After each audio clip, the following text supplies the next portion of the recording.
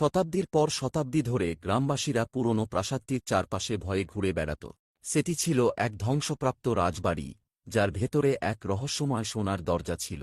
কারও জানা ছিল না দরজার ওপারে কি আছে। কেবল পুরানো লোককথায় শোনা যেত, কেউ যদি একবার দরজাটি খুলে ফেলে তাহলে আর ফিরে আসে না। গ্রামের এক 10 বছরের বালিকা মীরা সবসময় নতুন কিছু জানার জন্য উদগ্রীব থাকত। তার ঠাকুরমা তাকে বহুবার নিষেধ করেছিলেন প্রাসাদের কাছাকাছি না যেতে, কিন্তু তার ছোট্ট মনে প্রশ্নের শেষ ছিল না। একদিন মীরা গ্রামের এক পরিত্যক্ত কূপের পাশে খেলতে খেলতে একটি ছোট্ট অদ্ভুত আকৃতির চাবি খুঁজে পেল।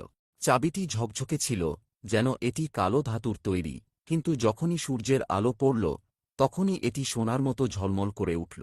মীরা বুঝতে পারল এ কোনো সাধারণ চাবি নয়। পরের রাতেই সে একা একা প্রাসাদের দিকে রওনা দিল। চারপাশ নিস্তব্ধ, মাঝে মাঝে ঝিঁঝি পোকার ডাক ছাড়া আর কোনো শব্দ